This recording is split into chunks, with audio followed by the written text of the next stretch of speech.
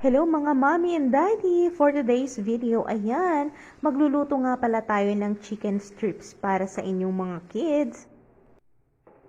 At inihanda ko na nga pala yung 3 breast chicken dyan at ating hihiwain ng pahaba. So ayan, syempre, inihanda ko na rin yung mga sangkap. Nandyan na yung soy sauce, tubig, paprika powder, paminta, asin. At syempre, wag niyo pong kalimutan ang inyong white flour. Ayan, so hinalo ko na yung mga sangkap. Soy sauce, wag niyong kalimutan, 3 kutsara, pwedeng-pwede yan. Syempre, konting tubig, pang-crispy po. So, ihalo na natin yan lahat guys at imekos-mekos na yan. Mekos-mekos lang ang katapat niyan.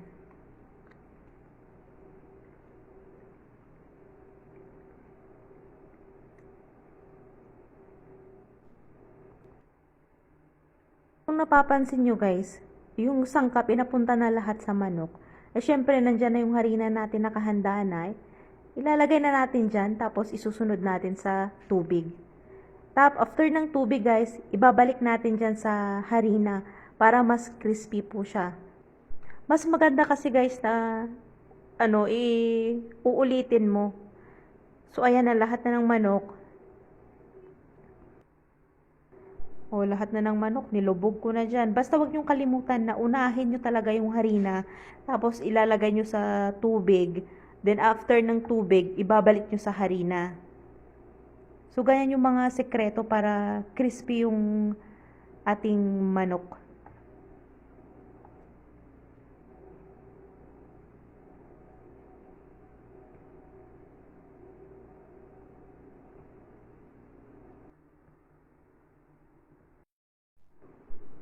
So, ayan na nga lahat guys, nalagyan na natin ng harina. Syempre, ihahanda na natin yung kawali natin para prituhin itong ating chicken strips na ito. So, naghanda na ako ng kawali. Nilagyan ko na nga pala yan ng mantika guys. So, antayin lang natin na mainit na yung mantika. Damihan nyo lang, medyo damihan nyo. Ayan, nag-try nga ako ng maliit dyan kung pwede na. So, pwede na, mainit na yung mantika. So, ilalagay na natin yung chicken strips natin dyan. Kung gusto mo pong makatipid, gawin mo tong way na to kaysa bumili ka sa mga supermarket. Ito, makatipid ka at saka siguradong yung taste na gusto mo, magagawa mo.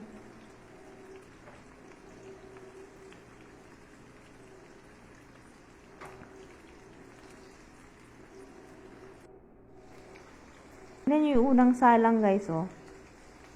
Mukha pa lang niya crispy na, ang sarap. Hindi kayo magsisisi. Thank you for watching!